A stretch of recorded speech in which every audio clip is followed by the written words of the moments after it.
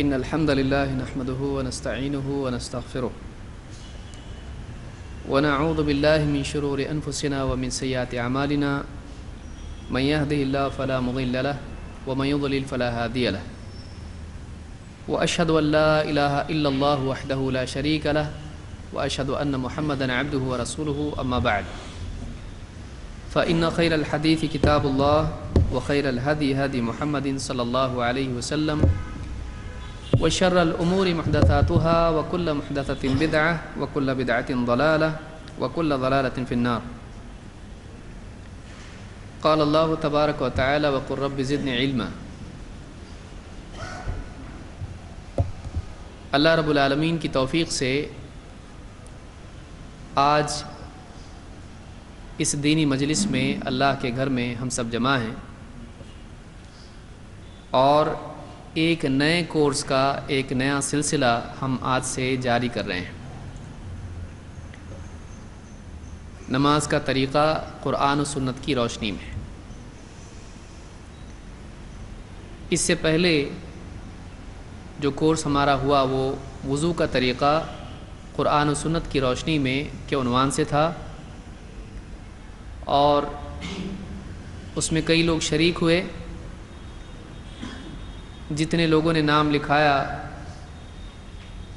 آنے والوں میں اس سے تھوڑے کم تھے اور جتنے آنے والے تھے امتحان میں اس سے تھوڑے کم تھے.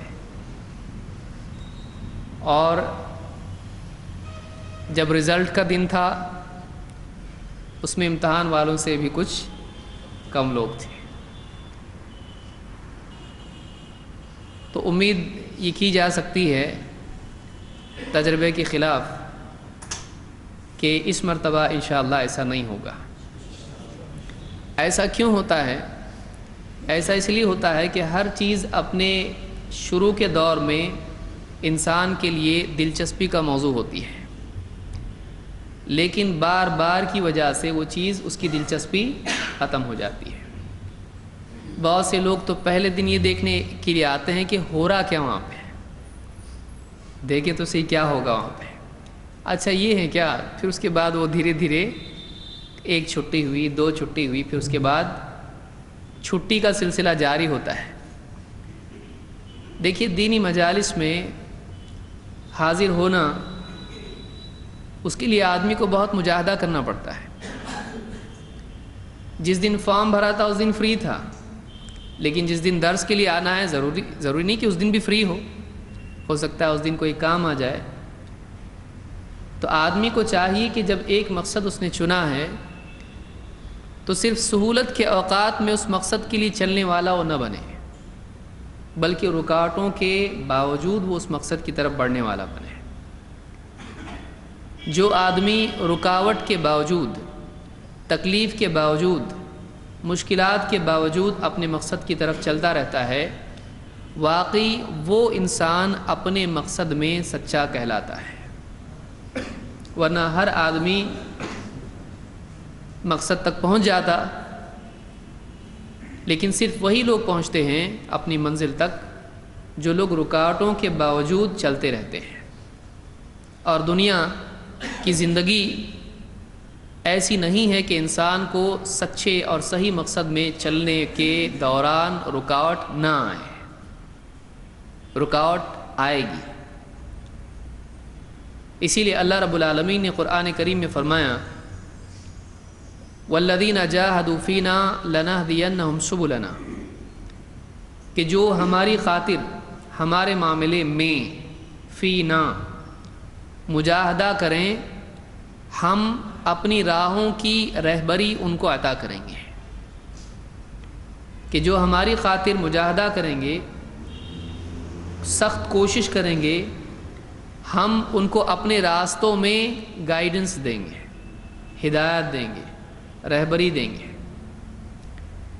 اس سے معلوم ہوا کہ زندگی کے معاملات میں مجاہدہ ہدایت کے لیے ضروری ہے. دین کے معاملات میں مجاہدہ ہدایت کے لیے ضروری ہے، اور آدمی کی ہدایت اس کے مجاہدے کے بقدر ہوتی ہے. ایک ہوتا ہے ہدایت کی تمنا اور طلب، اس پر بھی ہدایت ملتی ہے، لیکن اس ہدایت میں اضافے کے لیے صرف تمنا کافی نہیں ہے، اس میں مجاہدہ ضروری ہے۔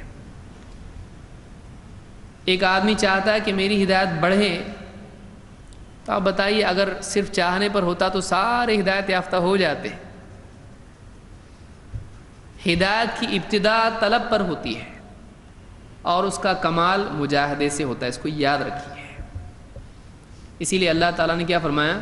وَالَّذِينَ جَاهَدُوا فِينَا لَنَهْدِيَنَّهُمْ سُبُلَنَا، کہ جو ہماری خاطر، ہماری راہوں میں، ہمارے لیے، ہمارے معاملے میں، دین کے معاملے میں مجاہدہ کریں گے، ہم ان کو اپنی راہوں میں رہبری عطا کریں گے، ہم اپنی راہوں کی رہبری ان کو عطا کریں گے۔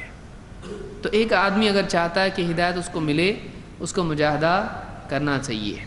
لہٰذا طلب علم کے لیے دینی مجالس میں حاضر ہونا اسی مجاہدے کی ایک صورت ہے۔ اللہ کے نبی صلی اللہ علیہ وسلم فرماتے ہیں وَمَنْ سَلَكَ طَرِيقًا يَلْتَمِسُ فِيهِ عِلْمًا سَهَّلَ اللَّهُ لَهُ بِهِ طَرِيقًا إِلَى الْجَنَّةِ، کہ جو کوئی شخص علم کے حصول کے لیے علم کی طلب میں کوئی راستہ چلتا ہے، اللہ تعالیٰ اس کے لیے جنت کا راستہ آسان فرماتا ہے۔ جنت کا راستہ آسان کیا جاتا ہے جب علم کا راستہ آدمی پار کرتا ہے، کیونکہ جنت کا راستہ آسان نہیں ہے، اس میں رکاوٹیں ہیں، نفس، شیطان، سماج، گمراہیاں، یہ ساری چیزیں ہیں جو آدمی کو صراط مستقیم سے بھٹکا سکتی ہیں۔ اس راستے پر، جنت کے راستے پر اگر آدمی کو سنبھل کے چل کے منزل پہ پہنچنا ہے، اس کو چاہیے کہ وہ علم کی مشقت برداشت کرے۔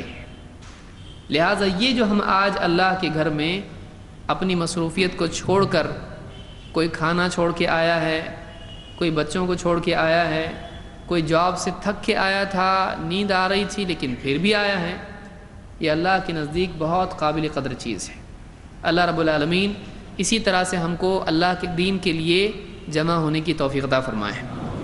لیکن مجاہدے کی ابتدا آسان ہوتی ہے اور تسلسل مشکل ہوتا ہے، یعنی ایک مرتبہ آدمی تھوڑی تکلیف اٹھا بھی لے گا، ٹھیک ہے بھائی، لیکن بار بار کون اٹھائے؟ تو جو بار بار اٹھاتا ہے تکلیف، وہی آدمی کامیاب ہوتا ہے۔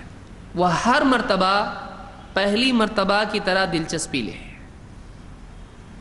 وہ ہر مرتبہ پہلی مرتبہ کے شوق کے ساتھ میں عمل کرے، وہ ہر مرتبہ یہ سوچے آج کچھ نیا ملنے والا ہے، آج اجر بڑھے گا، آج اللہ کا قرب ملے گا، آج ایک قدم اور جنت کی طرف آگے بڑھیں گے۔ شیطان دل میں خیال کیا ڈالتا؟ نماز نہ، کتاب میں مل جائے گا نا تجھ کو، کتنی بڑی بڑی کتابیں ہیں، بڑے بڑے علماء کی لکھی ہوئی، اس میں کیا ملنے والا ہے یہاں درس میں جا کے؟ اس کی بجائے تو ذکر کر، اس کی بجائے تھوڑا آرام کر لے، تہجد میں اٹھ، جلدی سو جا۔ شیطان بعض اوقات علم کے راستے سے انسان کو محروم رکھتا ہے تاکہ ایک آدمی عمل کی اصلاح نہ کر پائے۔ عمل کی اصلاح دو اعتبار سے ہوتی ہے۔ پہلا مرحلہ علم کی اصلاح، کہ اس عمل کے لیے جو علم چاہیے کیسے وہ عمل کیا جائے، اس کا علم حاصل کرے آدمی، صحیح معلومات ہو اس کے پاس کہ یہ عمل کیسے کرتے ہیں۔ اور دوسرا مرحلہ ہوتا ہے کہ جب علم جمع ہو جائے اس کے پاس کہ ہاں یہ عمل ایسا کرتے ہیں، تو پھر اب نفس کو مجبور کرے کہ ایک آدمی خود وہ عمل کرنے والا بنے۔ تو پہلا مرحلہ علم کی اصلاح اور دوسرا مرحلہ نفس کی اصلاح، یہ دو مرحلے اگر آدمی پورے کر لے وہ آدمی عمل والا بن جاتا ہے۔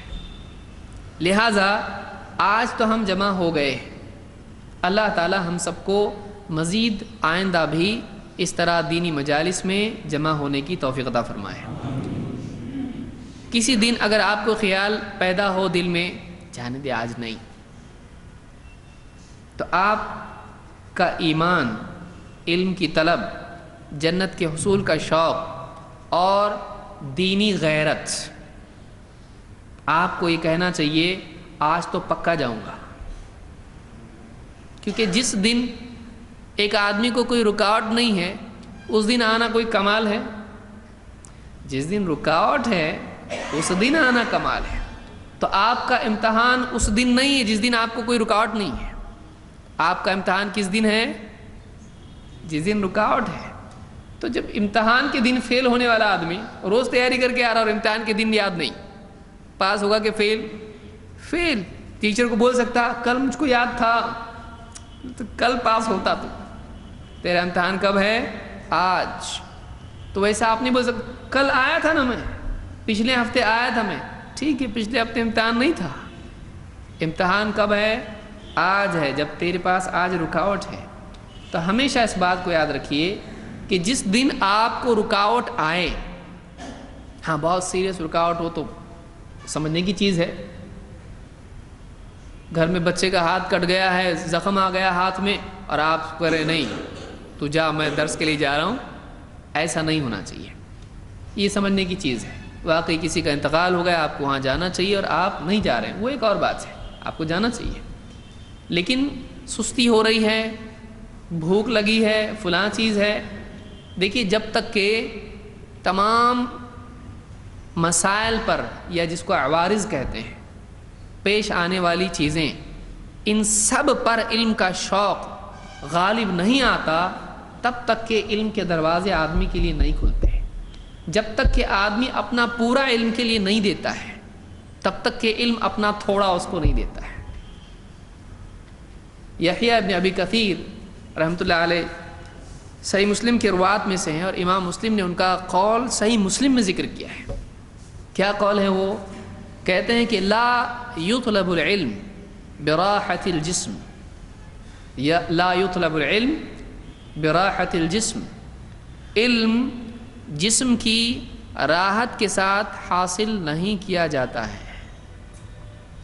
ٹیک لگا کے گدے پہ انگور کھا رہا ہے اور علم، نواب صاحب کو جواب صاحب نہیں ملے گا. علم کے لیے آپ سلف کو دیکھیں، صحابہ کو دیکھیں. عبداللہ ابن عباس رضی اللہ تعالیٰ کو دیکھیں کہ کہتے ہیں کہ میں جب اللہ کے نبی صلی اللہ علیہ وسلم کی وفات ہو گئی، میں نے اپنے ساتھی سے کہا دیکھو اللہ کے نبی صلی اللہ علیہ وسلم کے صحابہ بھی ہمارے بیچ میں موجود ہیں، ان کا جتنا علم ہے حاصل کر لینا چاہیے. انہوں نے کہا اتنے سارے صحابہ ہیں، ہماری کس کو ضرورت پڑنے والی ہے. انہوں نے دیکھا ان کو اتنا انٹرسٹ نہیں ہے، لیکن ابن عباس کی طلب بعض اوقات ساتھی کمزور کر دیتا ہے، اس کا پاور ڈم کر دیتا ہے. ابن عباس متاثر نہیں ہوئے. انہوں نے کہا کہ تمہاری کیا ضرورت پڑنے والی ہے، ہم تم کیا، اتنے سارے صحابہ ہیں، بڑے بڑے صحابہ ہیں، ہم سے کون پوچھنے والا ہے. میں نے کہا نہیں، اتنے سارے صحابہ ہیں، آج ان کا علم ہم جمع کر لینا چاہیے، کل کو یہ نہیں رہیں گے، پھر علم وہ چلا جائے گا. لہذا ان کے شوق کی کمی ابن عباس کو روک نہیں پائی. ابن عباس پھر بھی اپنی بات پر ڈٹے رہے. انہوں نے کہا نہیں، میں تو حاصل کروں گا. کیسے حاصل کیا؟ کہتے ہیں میں جاتا تھا صحابہ کے گھروں پر اور دیکھتا تھا کہ اب تو یہ آرام کر رہے ہیں، تو میں ان کے دروازے کے باہر، دروازے سے ہٹ کر چادر اپنی بچھا لیتا اور وہیں بیٹھا رہتا. دھوپ ہوتی اور ریگستان کی دھول اور مٹی اڑتی میرے سر پر، میرے بالوں پر، میرے چہرے پر لگتی، اور میں اسی طرح سے ان کے انتظار میں بیٹھا رہتا کہ کب یہ اپنے گھر سے باہر نکلیں گے اور کب میں ان سے اللہ کے رسول صلی اللہ علیہ وسلم کی حدیث دین کی بات پوچھوں. کچھ وقت کے بعد وہ صحابی آرام کر کے قیلولہ کر کے باہر نکلتے، دیکھ ارے اللہ کے نبی صلی اللہ علیہ وسلم کے چچا زاد بھائی، تم نے ہم کو کیوں نہیں بلایا، ہم آ جاتے. کہا نہیں، میں زیادہ حقدار تھا کہ میں آؤں. اور پھر ایک ایک بات ان سے جمع کرتے ہیں. قطرہ قطرہ قطرہ قطرہ بن کے سمندر بنتا ہے. اتنی مشقت سے، محنت سے، صبر کے ساتھ. علم صبر چاہتا ہے، صرف مجاہدہ نہیں. تھوڑا تھوڑا تھوڑا تھوڑا آدمی کیسا کرتا؟ پورا منہ کھولتا، پورا ایک ساتھ علم چاہیے. ویسا نہیں ہوتا، علم ویسا نہیں آتا ہے. علم تھوڑا تھوڑا آتا ہے.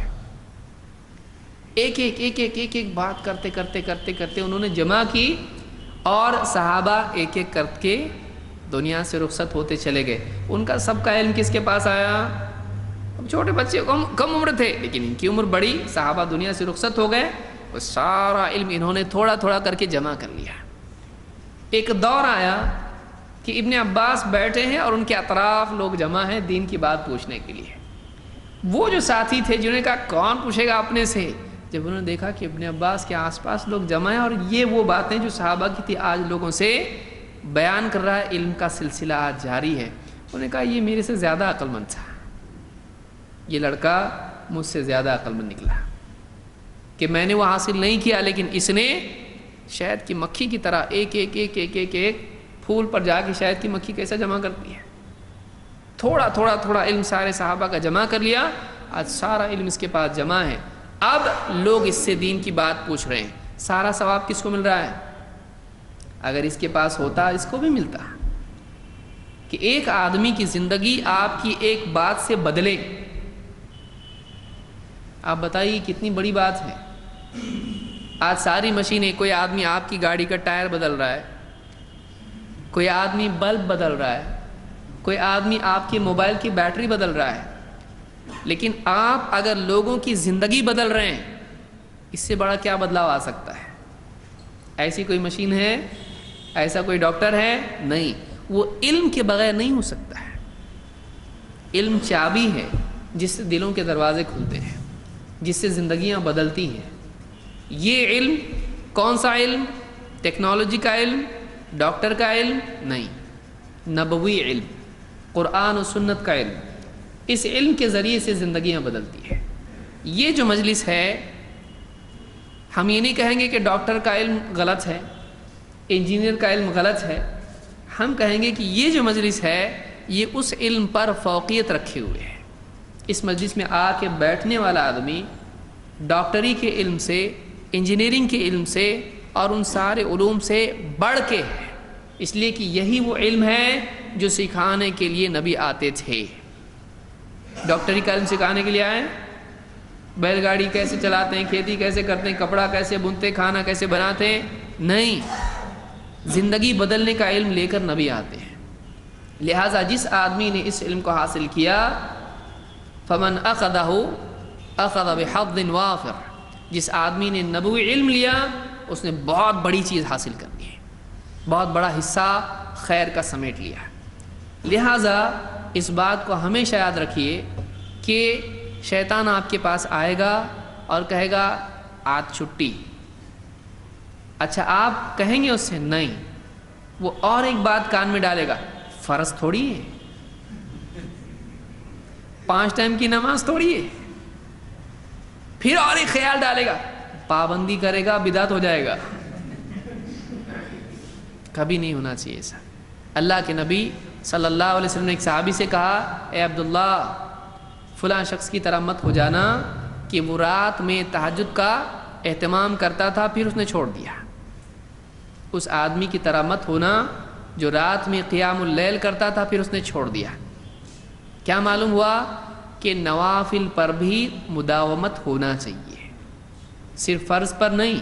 پابندی صرف فرض کی ہونا چاہیے نہیں، جو چیز فرض نہیں ہے اور خیر ہے اس پر بھی پابندی ہونا چاہیے. مجبوری کی بات اور ہے، لیکن مجبوری نہیں ہے تو پابندی ہونا چاہیے. حضرت عمر کی پابندی تھی. دیکھیے حضرت عمر کیا کرتے تھے، 2 دن، اب ظاہر بات ہے صحابہ دین اور دنیا دونوں کو جمع کرتے تھے. دن کا وقت تجارت کا ہے، رات کا تو نہیں ہے. اب حضرت عمر کیا کرتے تھے، ان کا جو پڑوسی تھا اس سے انہوں نے جوڑی بنائی تھی. کیسے؟ ایک دن تم اللہ کے نبی صلی اللہ علیہ وسلم کی مجلس میں جانا اور ساری باتیں سننا، یاد رکھنا، مجھ کو پہنچانا، میں تجارت کروں گا.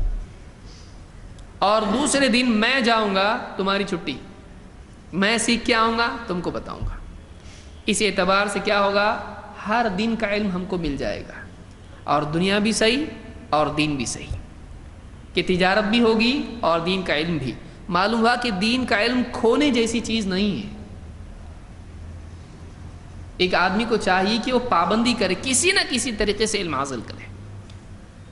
لہٰذا اس مجلس میں جمع ہونا یہ ہمارے لیے بہت ہی سعادت کی چیز ہے. اللہ تعالیٰ مجھے اور آپ سب کو ایسی مجالس میں پابندی سے آنے کی توفیق عطا فرمائے. آج سے جو موضوع ہم شروع کر رہے ہیں وہ نماز سے متعلق ہے. آج اس میں سے جو لوگ بھی اس کورس میں شریک ہونا چاہیں گے وہ اپنا نام وغیرہ لکھ کے فارم پہ دے دیں گے, اور اگلے ہفتے سے ہمارے وہ سارے دلائل اور ساری باتیں انشاءاللہ سامنے آئیں گی. تو نوٹس آپ کو فارم بھرنے کے بعد اگلے ہفتے سے ملیں گے انشاءاللہ. اور آج ہم نماز کے مسائل سے پہلے کچھ اہمیت نماز کی دیکھتے ہیں تاکہ ہمارے لیے نماز کا سیکھنا, اس کے مسائل کا جاننا مزید واضح ہو. نماز کی اہمیت کیوں, نماز کے مسائل سیکھنا کیوں ضروری ہے, نماز کی دین میں کیا اہمیت ہے, یہ آج کے اس درس میں ہم اختصاراً دیکھیں گے. علماء نے مستقل کتابیں اس پر لکھی ہیں, لیکن ہم اختصار کے ساتھ کچھ باتیں نماز کی فضیلت میں دیکھیں گے. اللہ رب العالمین نے توحید کے اقرار کے بعد نماز کی فضیلت بیان کی ہے. توحید کے بعد اگر سب سے افضل عمل کوئی ہے تو کیا ہے, نماز. اللہ رب العالمین نے موسیٰ علیہ السلام سے فرمایا اننی انا اللہ لا الہ الا انا فاعبدنی واقم الصلاۃ لذکری. یہ سورہ طٰہٰ کی آیت نمبر 14 ہے. موسیٰ علیہ السلام کو آگ دکھائی دی, بیوی کے ساتھ سفر کر رہے تھے, کہا دیکھو میں تمہارے لیے آگ لے آتا ہوں. آگ کے لیے گئے تو وہاں پر اللہ رب العالمین نے ان کو نبی اور رسول بنا دیا. گئے کس چیز کی طلب میں تھے اور ملا کیا. کبھی ایسا ہوتا ہے, اللہ کا فضل, اس کا احسان, بعض اوقات بندے کی طلب چھوٹی ہوتی ہے اور اللہ کی عطا زیادہ ہو جاتی ہے. اللہ جس کو چاہے چنے. اللہ رب العالمین نے موسیٰ علیہ السلام کو چن لیا اور اللہ تعالیٰ نے ان کو ہدایت دی. اس وقت میں جو اللہ نے کلام کیا موسیٰ علیہ السلام سے, اللہ نے کیا فرمایا, ان کو آواز سنائی دی لیکن بولنے والا دکھائی نہیں دے رہا ہے. اللہ نے کیا فرمایا, اننی انا اللہ, اننی انا اللہ, میں اللہ ہوں, لا الہ الا انا, میرے سوا کوئی عبادت کے لائق نہیں ہے. اننی انا اللہ لا الہ الا انا فاعبدنی, تو اے موسیٰ تم میری ہی عبادت کرنا. وَأَقِمِ الصَّلَاةَ لِذِكْرِي, اور میری یاد کے لیے نماز قائم کرنا. دیکھیے پہلا جملہ اننی انا اللہ, یقین دلایا کوئی اور نہیں ہے, اللہ ہے. یہ بولنے والا کون ہے, کس کا کلام سن رہا ہے موسیٰ علیہ السلام, اللہ کا. اس پہ اگر بات شروع ہو جائے تو پورا وقت ہمارا ختم ہو جائے گا. اننی انا اللہ, وہ آواز کس کی تھی. اب یہ بحث ہے, ہم انشاءاللہ آگے جب ہمارا عقیدے کا درس شروع ہوگا اس میں انشاءاللہ اس کی تفصیل دیکھیں گے. موسیٰ علیہ السلام نے اللہ کا کلام سنا. سوچئے اللہ کا کلام موسیٰ علیہ السلام سن رہے ہیں. اننی انا اللہ, میں اللہ ہوں. اننی میں وہ پاور ہے, اننی کے بعد انا آ رہا ہے, میں اللہ ہوں, ایسا پاور ہے اس کا, یہ قوت ہے اس کے اندر, کوئی اور نہیں, میں. اننی کیا گزری ہوگی موسیٰ علیہ السلام پہ, سوچیے اللہ کا کلام. اننی انا اللہ لا الہ الا انا, میرے سوا کوئی عبادت کے لائق نہیں. تو پہلی تعلیم اللہ نے کیا دی, اللہ کے سوا کوئی عبادت کے لائق نہیں. نبی کو بھی پہلی بات اللہ نے کیا سکھائی, توحید. اننی انا اللہ لا الہ الا انا, میرے سوا کوئی عبادت کے لائق نہیں, تو فاعبدنی, تو تو میری ہی عبادت کر.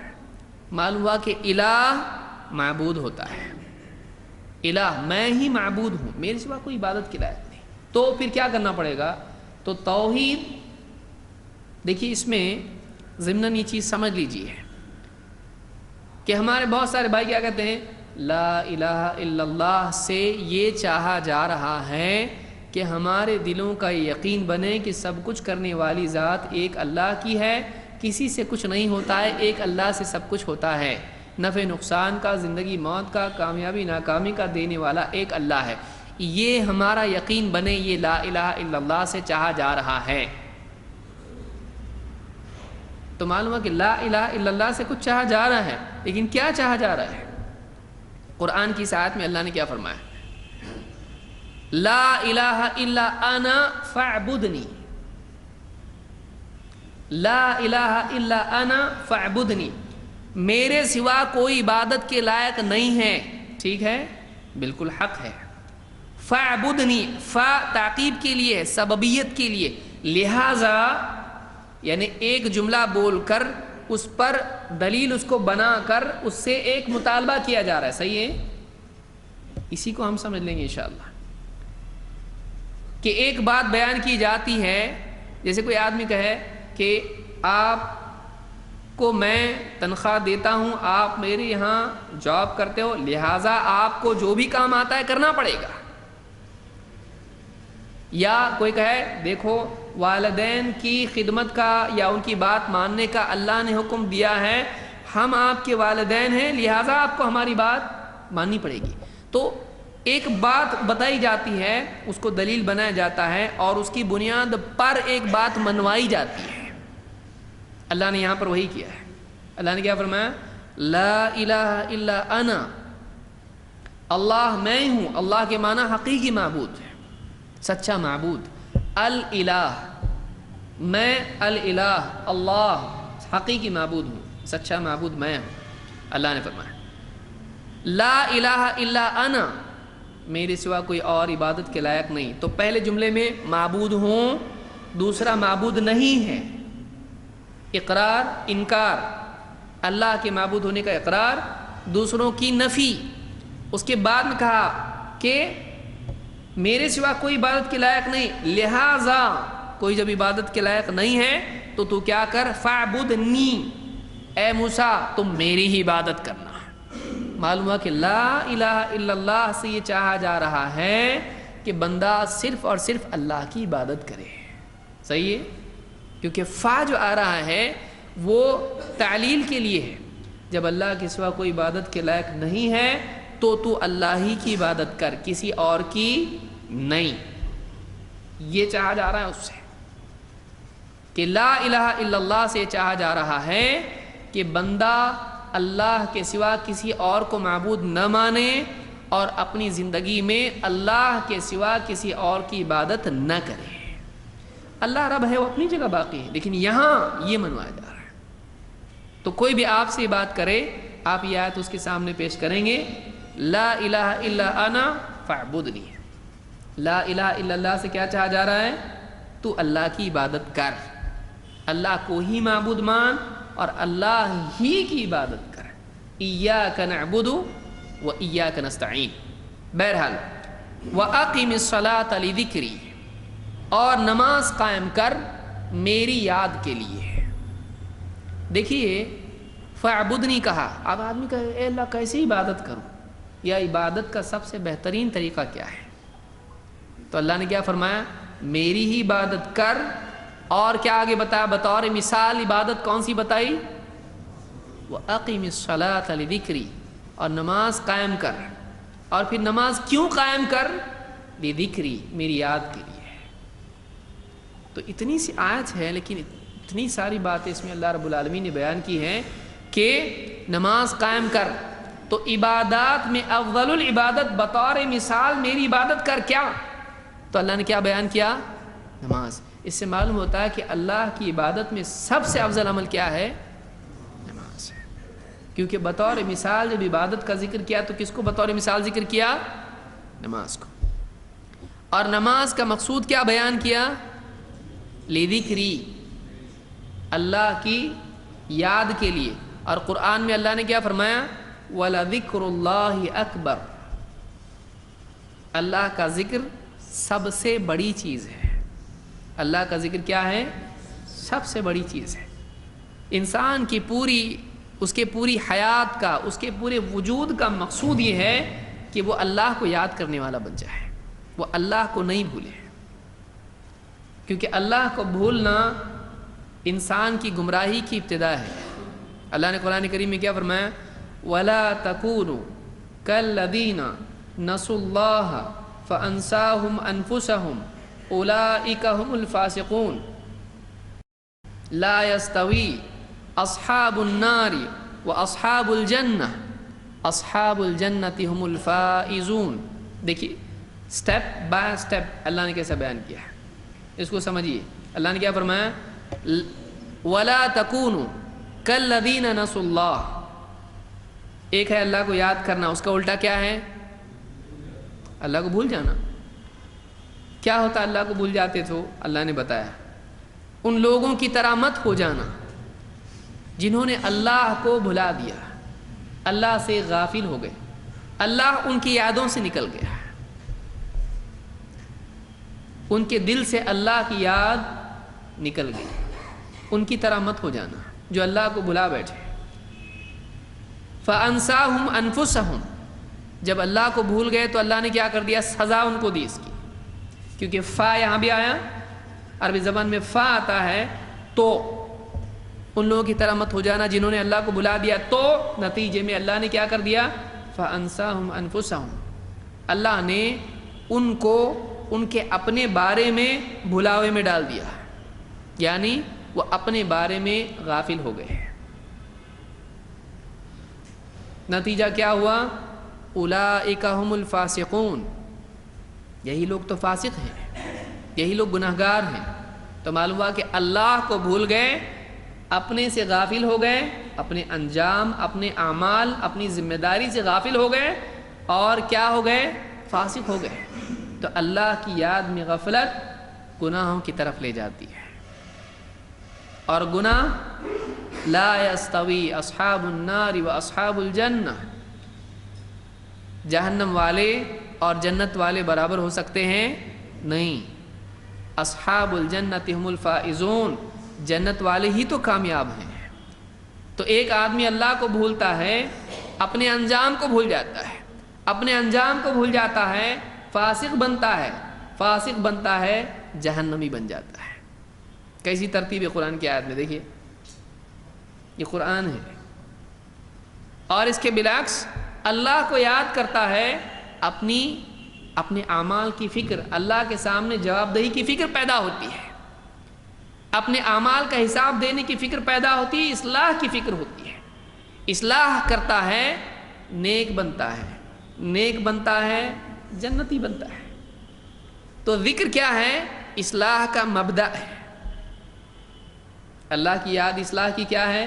جنتی بننے کی شروعات کہاں سے ہوتی ہے؟ اللہ کو یاد کرنے سے۔ اور اللہ نے کیا فرمایا؟ اقم الصلاۃ لذکری، نماز قائم کر میری یاد کے لیے، نماز سے میری یاد آئے گی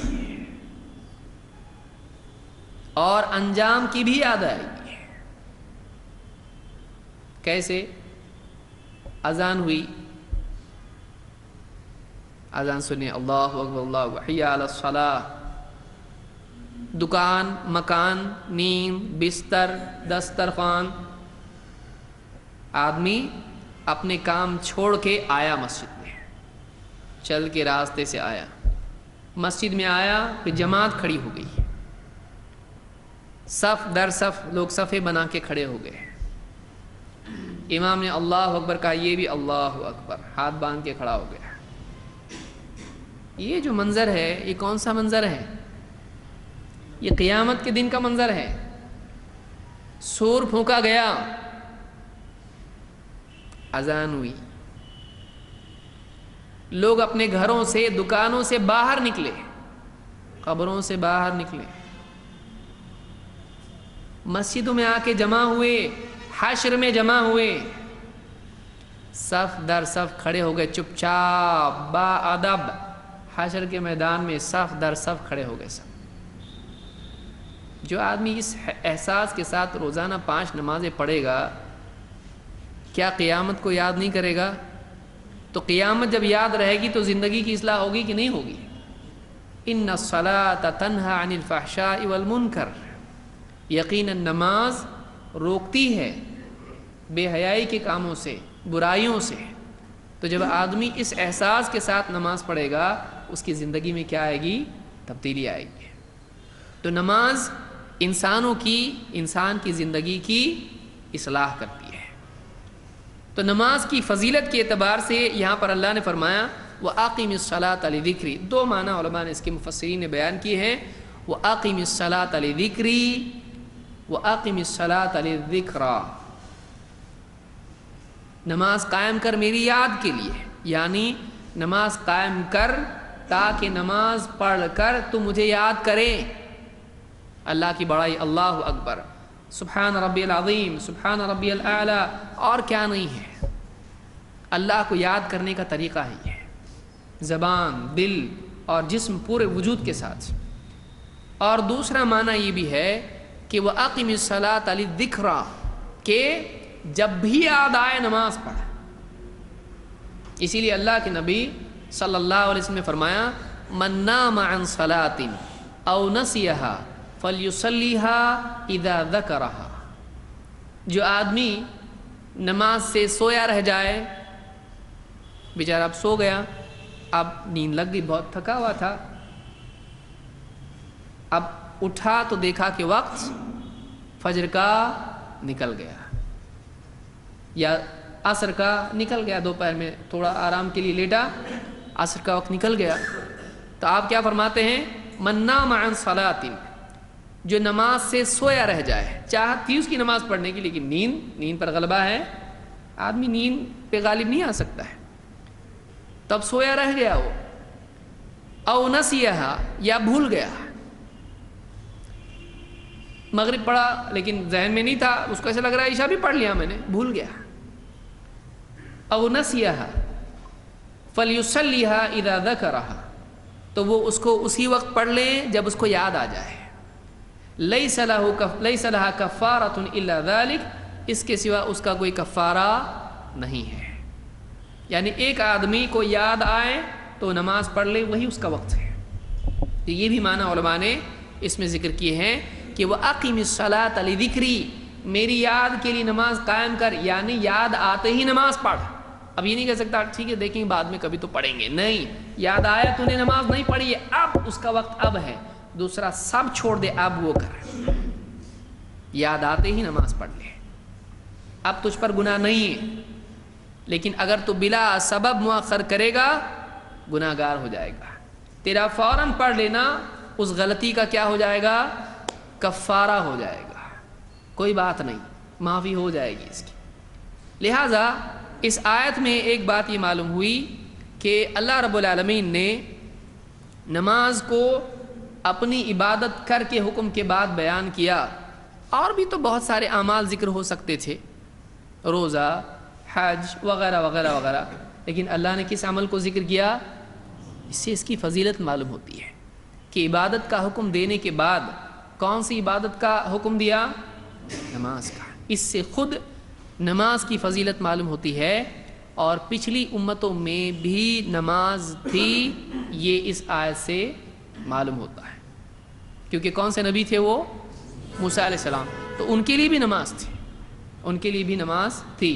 नमाज आदम अलैहिस्सलाम से लेकर मुहम्मद रसूलुल्लाह सल्लल्लाहु अलैहि वसल्लम सारी उम्मतों में थी। इसीलिए अल्लाह के नबी सल्लल्लाहु अलैहि वसल्लम ने फरमाया, और हदीस नमाज के ज़िमन में आएगी, आपने फरमाया कि हम अम्बिया हैं, इन्ना माशरल अम्बिया, हमको हुक्म दिया गया है कि हम सहरी में ताख़ीर करें, इफ्तार में जल्दी करें, और नमाज में अपने दाएं हाथ को बाएं हाथ पर रखें। तो मालूम है कि सारे अम्बिया को क्या हुक्म था? नमाज में। तो मालूम हुआ कि सारे नबियों के लिए क्या थी? नमाज थी। तो ये ऐसा अमल है कि जो सारे अम्बिया की शरीयत में था। थोड़ा बहुत फ़र्क उसमें हो सकता है, लेकिन नमाज सारे नबियों की शरीयत में थी। नमाज की फ़जीलत क्या है, इख्तिसार से हम इसको देख लेते हैं, कुछ बातें तफसील में जाए बग़ैर, इस बात को इतना याद रखते हुए जो अभी पहले ज़िक्र हुई। سب سے پہلی چیز یہ کہ نماز اسلام کے بنیادی ارکان میں سے ہے، اور روزہ، زکوٰۃ، حج، ان تمام اعمال کے مقابلے میں نماز افضل ہے۔ اللہ کے نبی صلی اللہ علیہ وسلم فرماتے ہیں بنی الاسلام علی خمس، اسلام کی بنیاد 5 چیزوں پر رکھی گئی ہے: شہادت اللہ الہ الا اللہ وان محمد رسول اللہ واقام الصلاۃ وایتاء الزکاۃ والحج وصوم رمضان۔ اسلام کی بنیاد 5 چیزوں پر رکھی گئی ہے۔ نمبر 1، اس بات کی گواہی دینا کہ اللہ کے سوا کوئی عبادت کے لائق نہیں اور محمد صلی اللہ علیہ وسلم اللہ کے رسول ہیں، یہ ہوگی پہلی چیز۔ نمبر 2، نماز قائم کرنا۔ 3، زکوٰۃ ادا کرنا۔ 4، حج کرنا۔ 5، رمضان کے روزے رکھنا۔ تو توحید و رسالت کی اقرار کے بعد کس کو ذکر کیا؟ نماز کو۔ یہ بھی اشارہ اس طرف کہ نماز کیا ہے؟ باقی اعمال کے مقابلے میں افضل ہے۔ اس کو امام البخاری مسلم دونوں نے روایت کیا ہے۔ اسی طرح سے یہ اشارہ ہوا، لیکن صراحت کے ساتھ، صراحت کا مطلب کلیئر کٹ، صراحت کے ساتھ میں حدیث میں خود آپ صلی اللہ علیہ وسلم فرماتے ہیں وَاعْلَمُوا أَنَّ خَيْرَ أَعْمَالِكُمُ الصَّلَاةُ، وَاعْلَمُوا، اس بات کو اچھی طرح سے جان لو، أَنَّ خَيْرَ أَعْمَالِكُمُ الصَّلَاةُ، کہ تمہارے تمام اعمال میں، سارے اعمال میں سب سے بہتر عمل اگر کوئی ہے تو وہ نماز ہے۔ تو معلوم ہوا کہ سارے اعمال میں سب سے افضل عمل کون سا ہے؟ اب یہ بتائیے کہ نیک عمل سے اللہ کا بندے کو کیا ملتا ہے؟ قرب، اور آخرت میں کیا ملتا ہے؟ اجر کا بدلہ۔ تو ایک آدمی اگر اللہ سے قریب ہونا چاہتا ہے تو کسی بھی عمل سے قریب ہو سکتا ہے کہ نہیں ہو سکتا ہے؟ نہیں، کیا؟ ہاں، کسی بھی نیک عمل سے، نیکی کی بات کر رہا ہوں میں، نیک عمل سے اللہ کے قریب، روزہ رکھے گا تو اللہ کے قریب ہوگا کہ نہیں ہوگا؟ حج کرے گا تو، اور کسی بھی نیکی سے۔ اگر اعمال میں سب سے افضل عمل سے عمل کرے تو قرب میں فرق پڑے گا کہ نہیں؟ تو ایک آدمی سب سے زیادہ آسان طریقے سے اور زیادہ قرب اللہ کا چاہتا ہے تو سب سے بہتر عمل اللہ کے قرب کے لیے کیا ہے؟ نماز ہے۔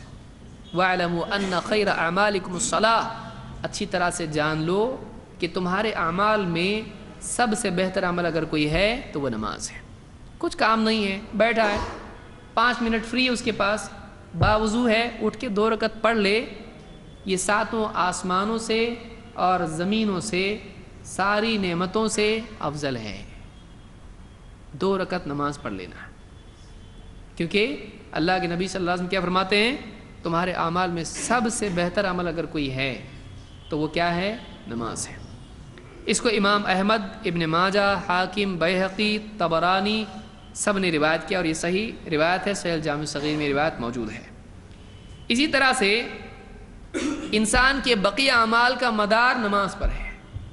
نماز سدھری، عمل سدھرے، نماز بگڑی، عمل بگڑے، یعنی باقی اعمال کا اور نماز کا ایک تعلق ہے کہ نماز کی اصلاح سے اعمال کی اصلاح ہوتی ہے۔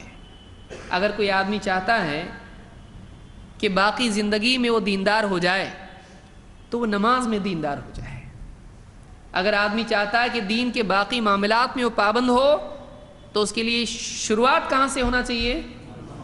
بٹن یہ ہے، آدمی سوچتا ہے اتنا بڑا دین اور مجھ کو اچھا بننا ہے، اور ہر آدمی، ہم میں سے ہر آدمی کمزور ہے، ہم ہر آدمی کی جستجو یہ ہونا چاہیے کہ کیا بنے؟ ایک اچھا انسان بنے، اللہ کا واقعی بندہ بنے۔ اب شروع کہاں سے کرنا؟ دین کے اتنے سارے شعبے ہیں، کیا کرے آدمی؟ کہاں سے شروع کرے کہ اس کی پوری زندگی نکھرتی چلی جائے؟ شروعات کے لیے اس کے نقطہ کیا ہے؟ نماز۔ اللہ کے نبی صلی اللہ علیہ وسلم کیا فرماتے ہیں؟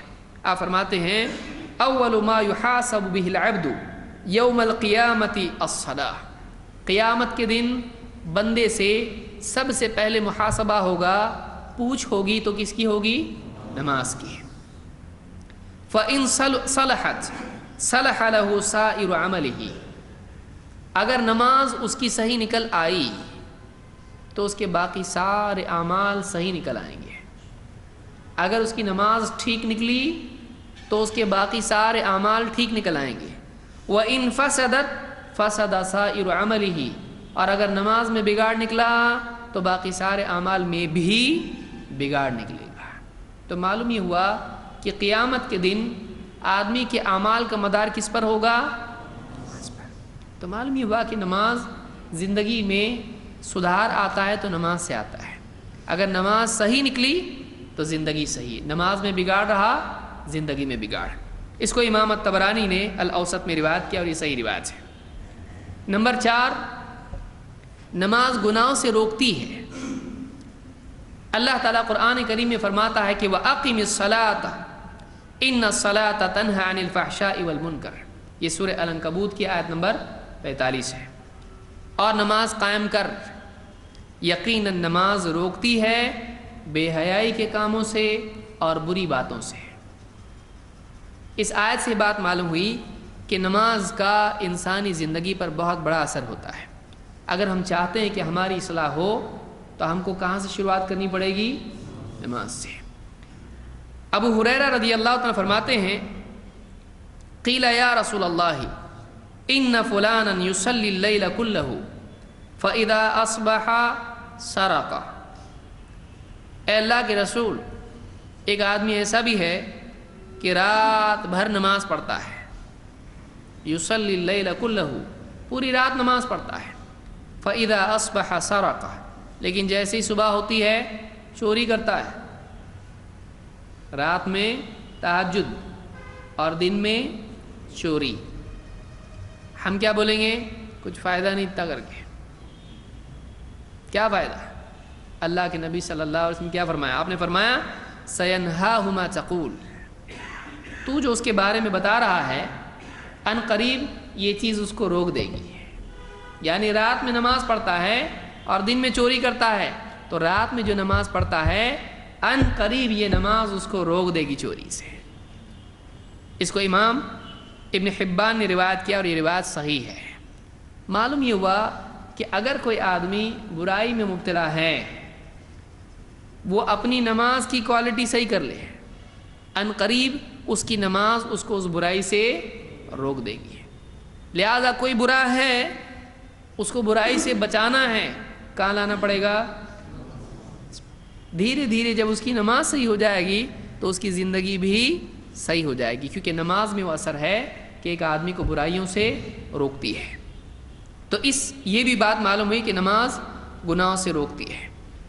نماز اللہ کی مدد کا ذریعہ ہے. زندگی کے مسائل ہیں، چلو ٹھیک ہے، آخرت کا مسئلہ ہے گناہ، جہنم، نماز سے بچ جائے گا. لیکن صرف نماز آخرت کے مسائل کا حل ہے؟ نہیں، بلکہ نماز دنیاوی مسائل میں بھی مدد کا ذریعہ ہے.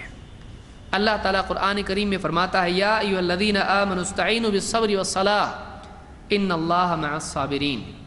اے ایمان والو، اللہ کی مدد چاہو، اللہ کی مدد حاصل کرو صبر سے اور نماز کے ذریعے.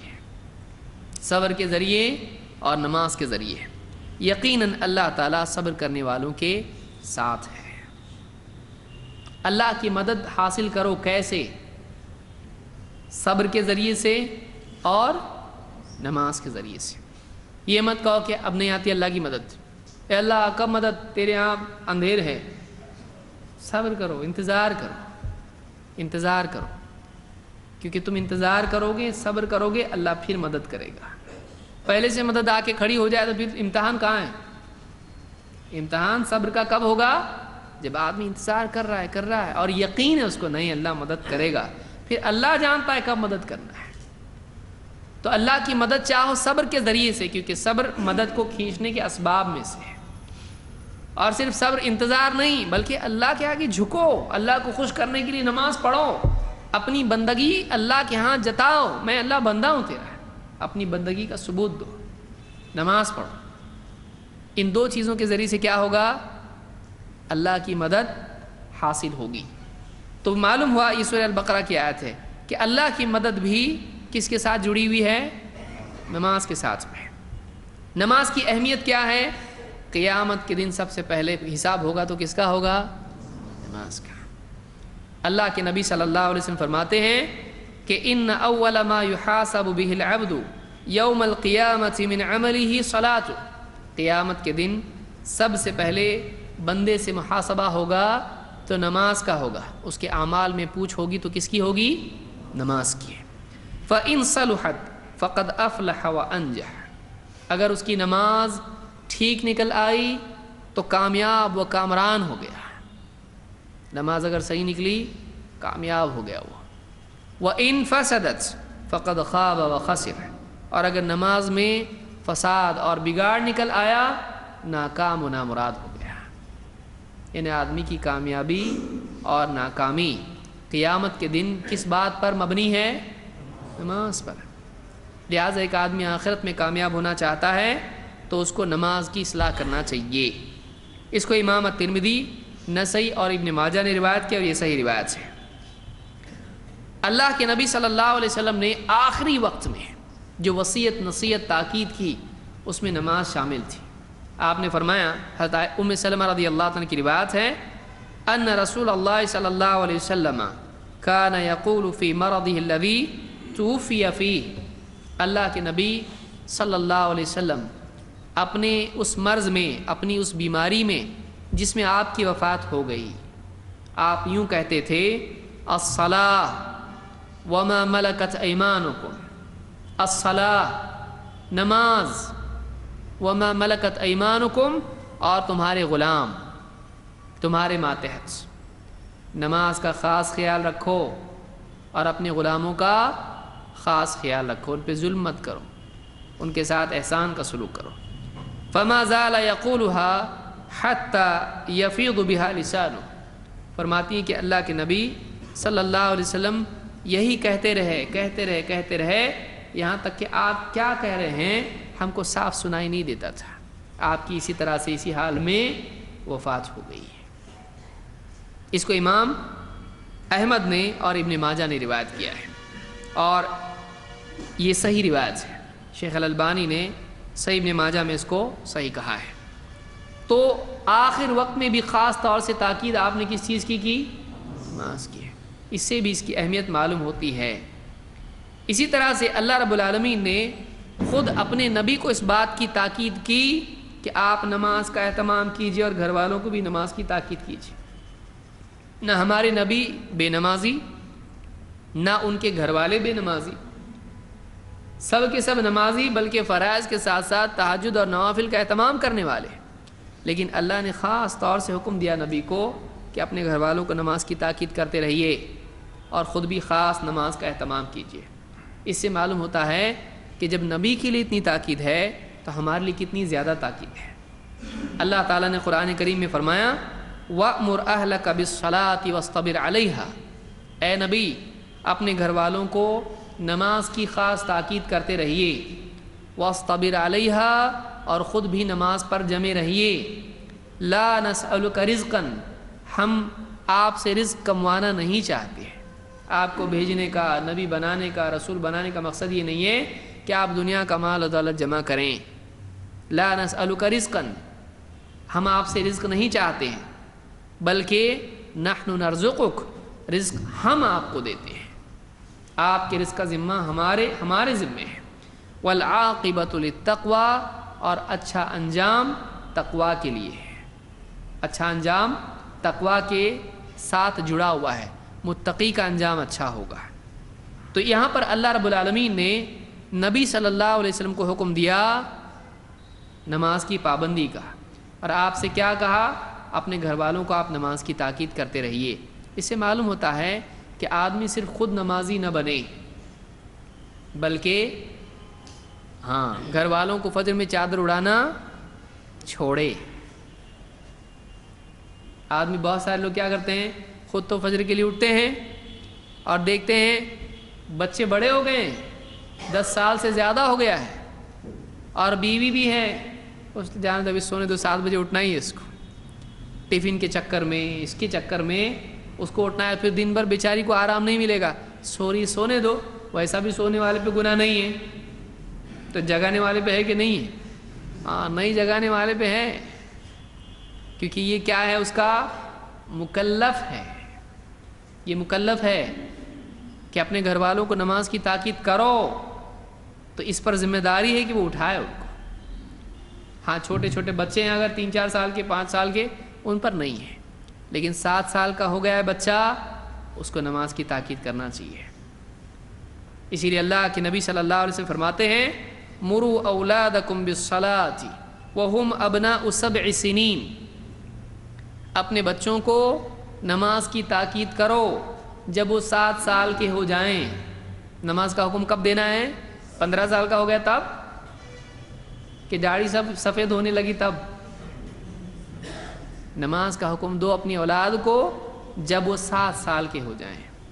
اور وَاضْرِبُوهُمْ عَلَيْهَا وَهُمْ أَبْنَاءُ 10، اور ان کو سزا دو، ان کی پٹائی کرو جب وہ 10 سال کے ہو جائیں۔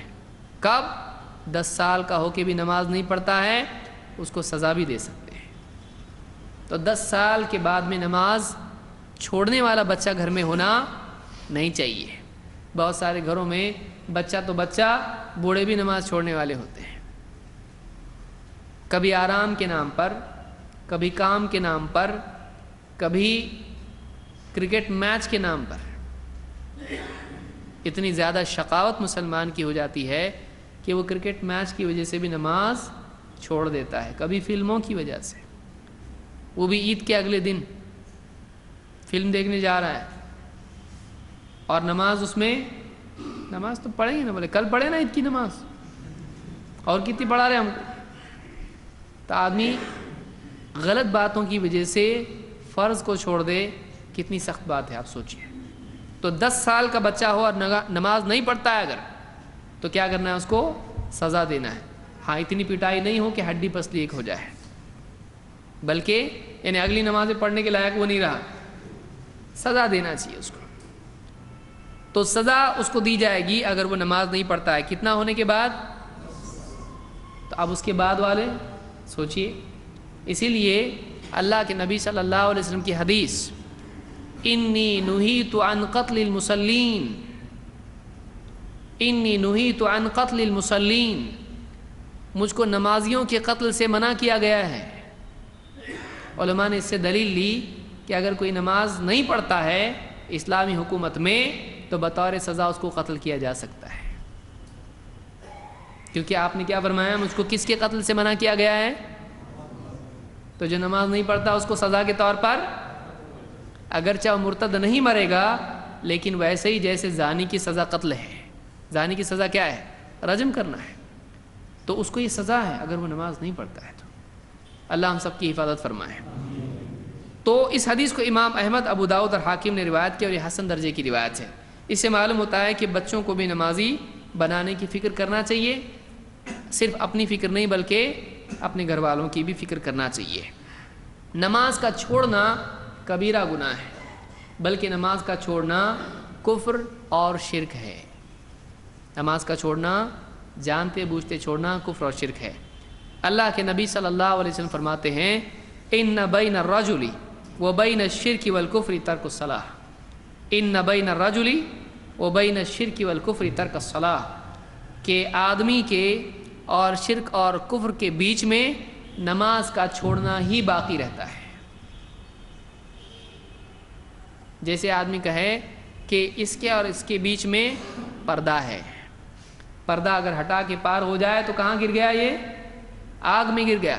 تو ویسے ہی نماز کا چھوڑنے کا عمل جو ہے یہ سبب ہے اس کا کفر میں اور شرک میں مبتلا ہونے کا۔ تو علماء نے اس سے بتایا کہ نماز جان بوجھ کر چھوڑنا کیا ہے؟ شرک ہے اور کفر ہے، لیکن یہ وہ کفر اور شرک نہیں ہے جس سے آدمی اسلام سے باہر نکل جاتا ہے۔ بعض علماء نے تو اس حدیث کی بنیاد پر کہا کہ نہیں، یہ وہی شرک اور کفر ہے جس سے آدمی اسلام سے باہر نکل جاتا ہے، لیکن عام طور سے علماء نے کیا کہا؟ نہیں، یہ شرک ہے، کفر ہے، لیکن شرک اور کفر میں بھی کیا ہوتا ہے؟ اکبر اور اصغر۔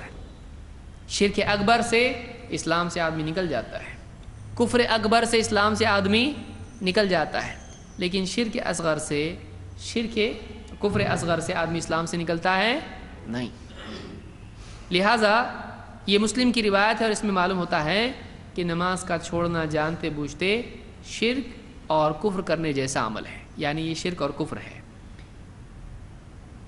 اللہ کے نبی صلی اللہ علیہ وسلم ایک حدیث میں فرماتے ہیں 5 صلوات، 5 نمازیں ہیں، کتبہن اللہ علی العباد، اللہ تعالیٰ نے یہ 5 نمازیں بندوں پر لکھ دی ہیں۔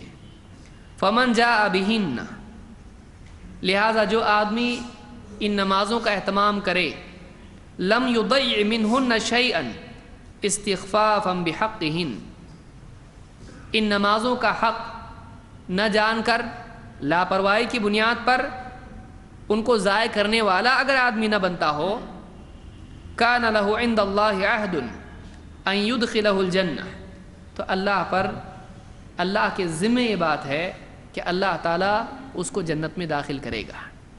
جو آدمی ان نمازوں کی ناقدری نہیں کرتا ہے اور ان نمازوں کو ضائع نہیں کرتا ہے تو اللہ کا وعدہ ہے، اللہ نے عہد کر لیا ہے کہ اس کو ضرور جنت میں اللہ ڈالے گا۔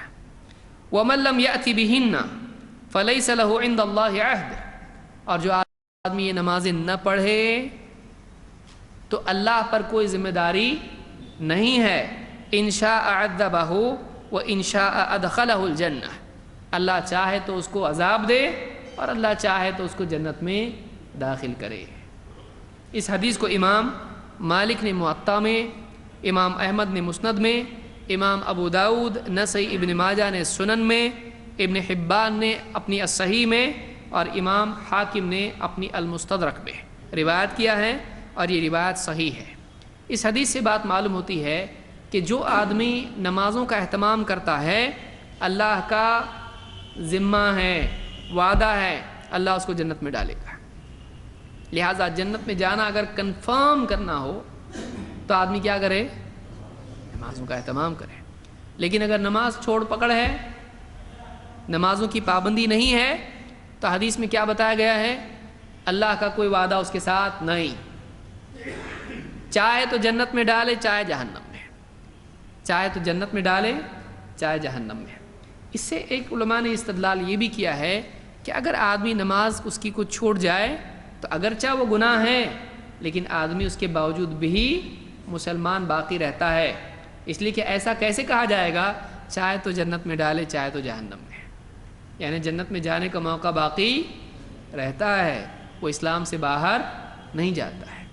لیکن گارنٹی KGN، کوئی گارنٹی نہیں کہ ایک آدمی اگر نمازوں کی پابندی نہیں کرتا ہے، کوئی گارنٹی اس کی نہیں جنت کی، چاہے تو آدمی اللہ اس کو جنت میں ڈالے چاہے تو جہنم میں ڈالے۔ لہٰذا گارنٹی جو ہے واقعی وہ کس میں ہے؟ نماز میں ہے۔ اولیاء اللہ کا دامن تھام کے آدمی نماز کو چھوڑ دے، محبت رسول کے نام پر جشن عید میلاد النبی منائیں اور نماز چھوڑ دیں، KGN، کوئی گارنٹی نہیں۔ تو نماز اگر آدمی پابندی سے پڑھتا ہے، ہاں گارنٹی ہے۔ تو یہ نماز کی فضیلت اور اہمیت تھی جو آج کے درس میں ہم نے دیکھی۔ اب ہم اختصار سے اعادہ کرتے ہیں ان باتوں کا جو آگے ہمیں لگنے والی ہیں، جو آج ہی اس کو ہم نمٹا دیتے ہیں تاکہ اگلے ہفتے ہم براہ راست نماز کے سلسلے میں مسائل اس کے شروع کر دیں۔ میں نے ضروری سمجھا کہ نماز کے مسائل ایک دم بیان کرنے سے پہلے نماز کی اہمیت بھی سامنے آئے کہ ہم کیوں نماز سیکھ رہے ہیں، کیونکہ کسی کے ذہن میں بات آ سکتی سبھی تو نماز پڑھتے پھر اس کو سیکھنا، اس کے بارے میں دلیلیں، وہ بھی 62 صفحات کی کتاب، اتنی دلیلیں، اتنے باب اس میں، تو کیا ضرورت ہے اس کی؟ سب پڑھ رہے ہیں نا، دیکھا تھے کہ پڑھو نا، کیا اتنا باریک ڈیپ میں کیوں جاتے ہیں؟ تو بہت سارے لوگوں کے ذہن میں یہ بھی بات آ سکتی ہے۔ لہٰذا ضروری میں نے سمجھا کہ نماز کی فضیلت سامنے اگر ہوگی تو نماز کے سیکھنے کی فضیلت بھی سامنے ہوگی۔ اس لیے دنیا میں ہم کیا بتاتے ہیں بچوں کو؟ ارے انجینئر بنے گا، بچہ بولے کیا کروں انجینئر بن کے؟ ارے بہت کمائے گا، اتنا پیمنٹ آئے گا، اتنا بنگلہ بنائے گا، تو اچھا ایسا ہے کیا؟ تو پھر پڑھتا بھی ہوا۔ تو کسی چیز کی فضیلت جب سامنے ہوتی ہے انجام جب سامنے ہوتا ہے تو کوشش کیا ہو جاتی ہے؟ آسان ہو جاتی ہے، اس کے سیکھنے کا شوق بھی پیدا ہو جاتا ہے۔ لہٰذا جب یہ فضیلت نماز کی ہم کو معلوم ہوئی تو اس کے سیکھنے کا شوق بھی بڑھ جائے گا انشاءاللہ۔ اب ہم اس میں کچھ ضرورت پڑے گی ہم کو اس کورس کے دوران، جو ہم نے پچھلے کورس میں چیزیں سیکھی ہیں۔ سب سے پہلے بتائیے کہ کیا ہر حدیث صحیح ہوتی ہے یا نہیں؟ ہر حدیث صحیح ہوتی ہے کہ نہیں ہوتی ہے؟ ہوتی ہے کہ نہیں؟ نہیں۔ کیا ہر حدیث ضعیف ہوتی ہے؟ تو کیا مطلب پھر نہ صحیح ہوتی ہے نہ ضعیف، تو پھر کیا ہوتی؟ صحیح بھی ہوتی ہے اور یعنی ہر حدیث صحیح ہوتی ہے اور ضعیف ہوتی ہے؟ ہاں، جو حدیث صحیح ہے وہ ضعیف ہو سکتی ہے اور جو ضعیف ہے وہ صحیح ہو سکتی ہے؟ نہیں ہو سکتی۔ ہاں، دیکھیے پھر سے پوچھ رہا ہوں، آپ شروع کرتے ہیں کہ کیا ایک حدیث ضعیف ہے وہ صحیح بن سکتی ہے؟ بن سکتی؟ نہیں نا؟ جو بول سکتے ہیں نہیں وہ کیوں؟ کون بتائے گا کیوں نہیں ہو سکتی؟ اگر کسی صحیح حدیث میں وہی روایت مل جائے تو وہ اس سے بھی ہو سکتی ہے۔ کون اس کو وضاحت سے بتائے گا؟ کیا ایک حدیث میں نے پڑھی اس کتاب میں اس سند سے آئی ہے، اب پوری سند چیک کرنے کے بعد کیا ملا؟ یہ حدیث کیا ہے؟ کیونکہ اس کی سند کیا ہے؟ کیا یہ ضعیف حدیث صحیح بن سکتی ہے؟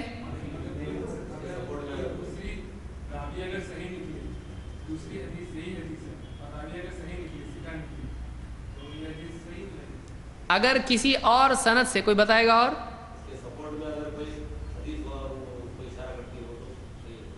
اشارہ کرتی ہو، کیا بات نہیں وہی بتائیں گے۔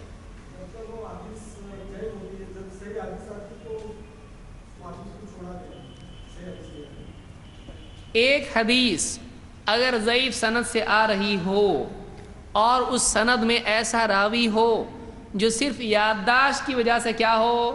ضعیف ہو، اب اور ایک حدیث ایسی ملے جس کا راوی بھی ہلکا ہو لیکن وہی بات اس میں بیان کی گئی ہو، تو کیا یہ دو روایتیں مل کر حسن بن سکتی ہیں؟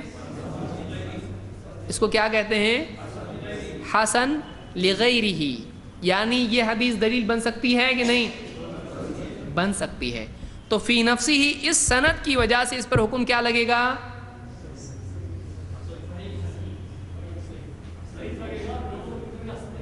دیکھیے اس لیے علماء کیا کہتے ہیں؟ اسنادہ ضعیف لیکن الحدیث صحیح جاء بطرق۔ کیسا بولتے ہیں؟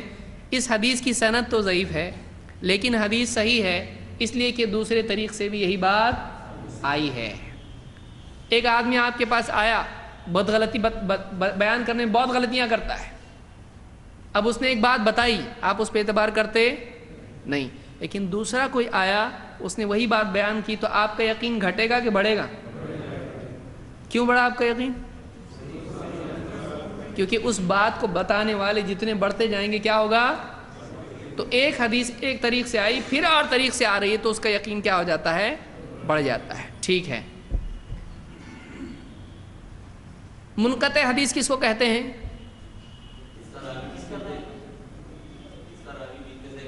جس کا راوی بیچ میں سے غائب ہو۔ کیا مطلب ہے اس کا؟ سند متصل نہیں ہو، یعنی آسان سے اور تھوڑا مشکل۔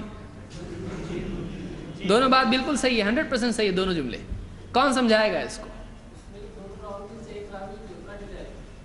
کٹ جانے ٹرین کے نیچے کیسا؟ کیا یعنی کیا مطلب ہے اس کا؟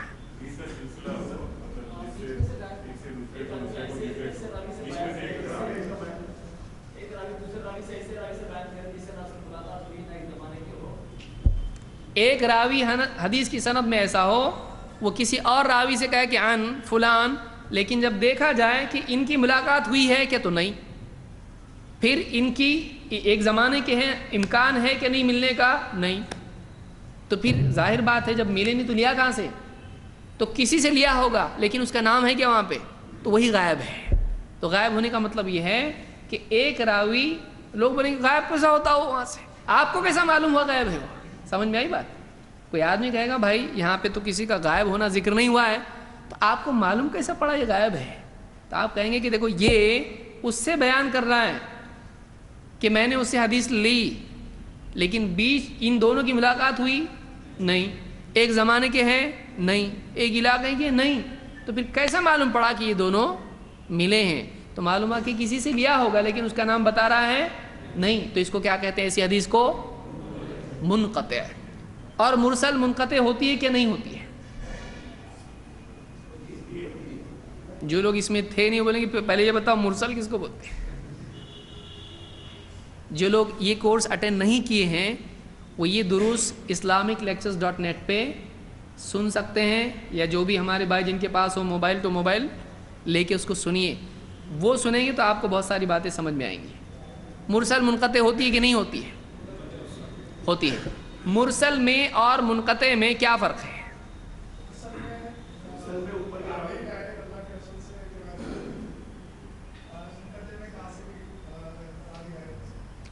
مرسل اس حدیث کو کہتے ہیں کہ جس میں ایک تابعی اللہ کے نبی صلی اللہ علیہ وسلم کا قول یا عمل بیان کرے. تابعی کی ملاقات نبی سے ہوئی ہے؟ نہیں. کس کے تھرو آیا ہوگا؟ ضروری ہے صحابی؟ تابعی بھی ہو سکتا ہے. تو یہاں سند جڑی ہوئی ہے، کہاں تک جڑنا چاہیے؟ اللہ تک. کہاں تک؟ نبی صلی اللہ علیہ وسلم تک. اگر بیچ میں سے ایک بھی راوی نہیں ہے تو وہ حدیث کیا ہو جاتی ہے؟ منقطع. اور منقطع کی اس قسم کو جس میں تابعی ڈائریکٹلی اللہ کے نبی صلی اللہ علیہ وسلم کی بات بیان کرے اس کو کیا کہتے ہیں؟ اس حدیث کو مرسل. اور باقی کہیں سے راوی نہیں ہو تو اس کو کیا کہتے ہیں؟ منقطع. اجماع کس کو کہتے ہیں؟ یہ ایک دم اصول فقہ میں کہاں سے آ گیا بتائیے؟ کمبینیشن. ایک قول یہ ہے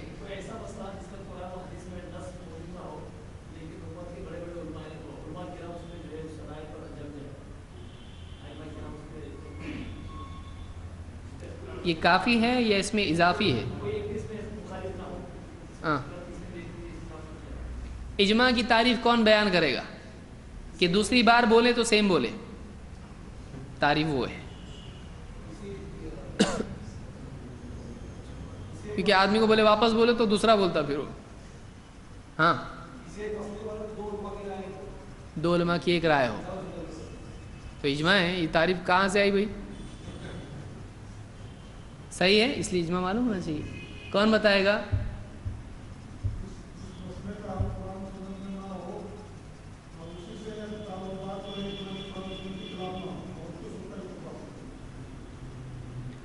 دیکھیے اجماع کی تعریف کیا، یہ مختصر ہوئی. تفصیلی طور پر کیا بولیں گے؟ اللہ کے نبی صلی اللہ علیہ وسلم کی وفات کے بعد دینی معاملات میں سے یا دینی مسائل میں سے کسی مسئلے پر امت مسلمہ کے مجتہدین کا جمع ہو جانا کیا کہلاتا ہے؟ کب ہونا چاہیے وہ؟ کس معاملے میں؟ کس کا جمع ہونا؟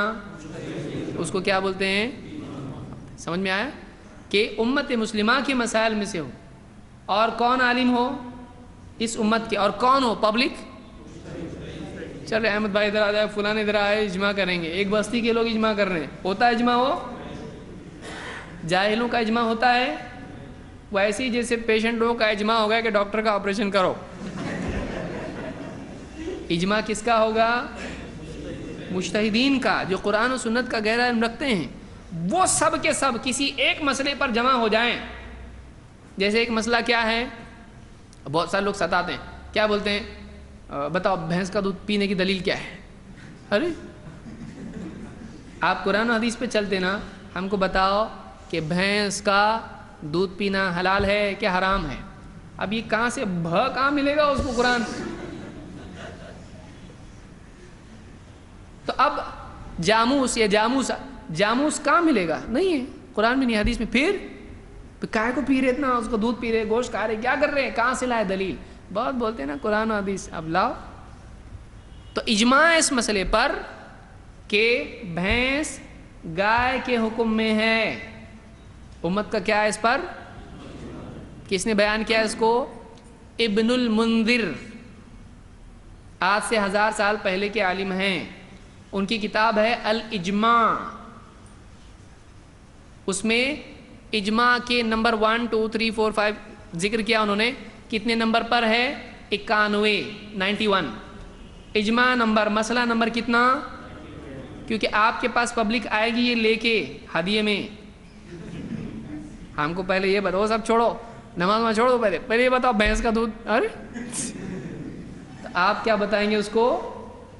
اس مسئلے میں کیا ہے؟ وہ آپ سے پوچھے اجماع کس کو کہتے ہیں، آپ بولے یہ میرا سوال ہے آپ کے لیے، آپ اب اس کا جواب لے کے آؤ۔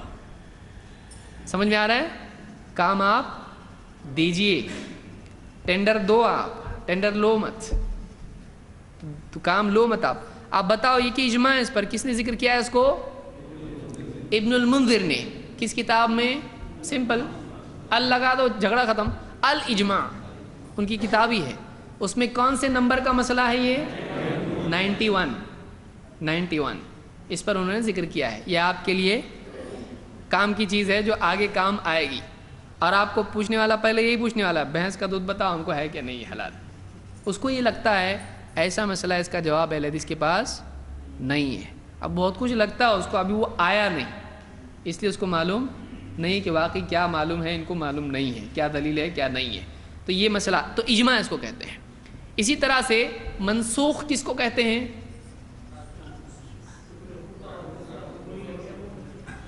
جو منسوخ ہو جائے اس کو منسوخ کہتے ہیں، صحیح ہے؟ جس کا حکم نہ ہو وہ کیا ہے؟ جس کا حکم منسوخ ہو گیا وہ منسوخ ہے۔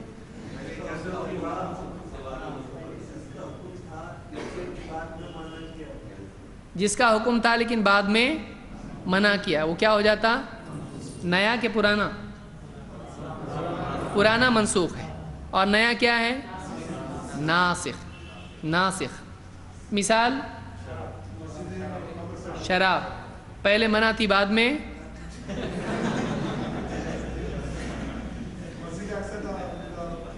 شراب کی مثال کیا ہوا اس میں؟ پہلے گنجائش تھی پینے کی، منع کا حکم آیا تھا نہیں، لہذا صحابہ پیتے تھے، جب منع نہیں تو پیتے تھے، بعد میں کیا ہو گیا؟ اسی طرح سے قبلے کی مثال دی کسی نے، کیا تھا اس بارے میں؟ بیت المقدس نہیں، بیت المقدس کی طرف کیا کرتے تھے مسلمان؟ نماز پڑھتے تھے، پھر کیا ہو گیا؟ قبلہ چینج ہو گیا، اور کہاں ہو گیا؟ کعبہ یا مسجد حرام، تو مسجد حرام بعد میں قبلہ ہو گیا، تو ناسخ منسوخ اس کو کہتے ہیں۔ اسی طرح سے کیا صحابی کا عمل دلیل ہوتا ہے؟ کیسے؟ فی حکم المرفوع کس کو کہتے ہیں؟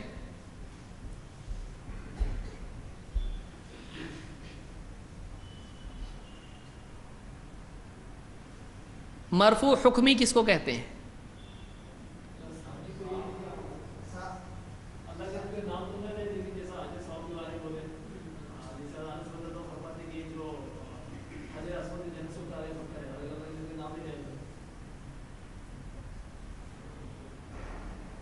وہ مرفوع بھی آئی ہے روایت سے۔ صحابی کوئی ہے بتائے گا؟ نہیں، بہت بھوک لگی، ہاں؟ صحابی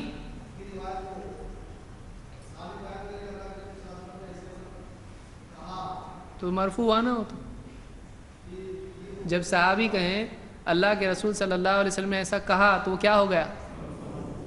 لیکن یہ فی حکم المرفوع ہے، خود مرفوع نہیں ہے لیکن مرفوع کے حکم میں، کیا مطلب؟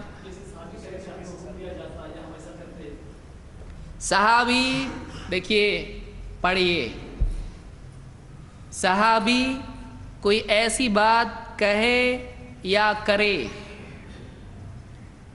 جو نبی کی طرف براہ راست نسبت نہ کی گئی ہو، لیکن وہ معاملہ اجتہادی نہ ہو، توقیفی ہو، اس کو کیا کہتے ہیں؟ وہ بات یا وہ عمل فی حکم المرفوع و روایت.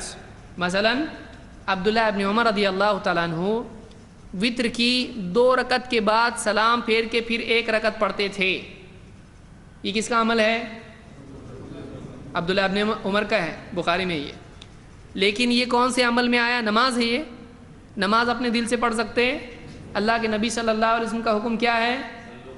وَصَلُّوا كَمَا رَأَيْتُمُونِي أُصَلِّي، نماز ویسے پڑھو جیسے مجھ کو پڑھتا. تو کیا صحابی سے آپ توقع کر سکتے ہیں کہ اپنے دل سے کچھ بھی کریں گے؟ لیکن وہ بتا رہے کہ نبی کا عمل ہے کہ نہیں. کس نے عمل کیا ہے وہ؟ لیکن عبادتی معاملات میں ہے جو دل سے کر سکتے کچھ بھی نہیں. تو اب یہ عمل کس کا قرار پائے گا؟ اس لیے ہم کہیں گے کہ اس میں غالب گمان ہی ہے کہ ضرور یہ اللہ کے نبی صلی اللہ علیہ وسلم ہی سے لیا ہو، کیونکہ صحابہ دین کے معاملات میں اپنے دل سے کچھ بھی کرتے نہیں تھے. تو ایسی روایت کو صراحتاً مرفوع بھی نہیں کہیں گے کیونکہ وہ نبی سے جوڑ رہے ہیں اس کو، لیکن اس کو کیا کہیں گے؟ یہ ہے تو موقوف، لیکن اس کا پاور کس کا ہے؟ سمجھ میں آیا؟ اس کا کیٹیگری مرفوع ہی کی طرح ہے، لیکن اس کو مرفوع ہم نہیں کہیں گے. کیوں؟ اس لیے کہ کس کا قول اور عمل ہے؟ صحابی کا. یاد رہیں گی یہ باتیں؟ ٹھیک ہے، میں سمجھتا آج کے لیے اتنا ہی کافی ہے. 1 ہفتہ آپ کے پاس ہے، آپ جو بھی دروس یہ ہوئے ہیں ان کو آپ سنیں، جو بھی نوٹس ان کے آپ لے کے اس کو پڑھیں. ایسا نہیں ہونا چاہیے کہ ہم کو اگلے اسٹیشن کا انتظار ہے لیکن پچھلے اسٹیشن بھول جائیں. ویسا نہیں ہونا چاہیے. تو پچھلی باتیں بھولنا نہیں چاہیے، اس لیے کہ علم وہ ہے جو آپ کے ساتھ ہے. چاہے پوری زندگی سب پڑھ لیا آپ نے، پوری دنیا کی کتابیں پڑھ لیا آپ نے، لیکن وہ آپ کے ساتھ نہیں تو آپ کے پاس وہ علم ہے نہیں، تو پھر آپ نے نہیں سیکھا اس کو. تو علم وہ ہے جو ہمارے ساتھ رہے. آپ کنویں میں چھلانگ لگائیں، آپ کے ساتھ جو چیز چھلانگ لگائی وہ آپ کا علم ہے. اس کے علاوہ جو علم ہے وہ آپ کا نہیں ہے، وہ آپ کے گھر پہ ہے. آپ کے ساتھ جو ہے وہ آپ کا علم ہے. اس لیے یاد رکھیے جو بھی چیزیں اس کا مطالعہ کرتے رہیے. اللہ رب العالمین ہم کو دین کا علم سیکھنے کی، اس کے مطابق عمل کرنے کی توفیق عطا فرمائیں.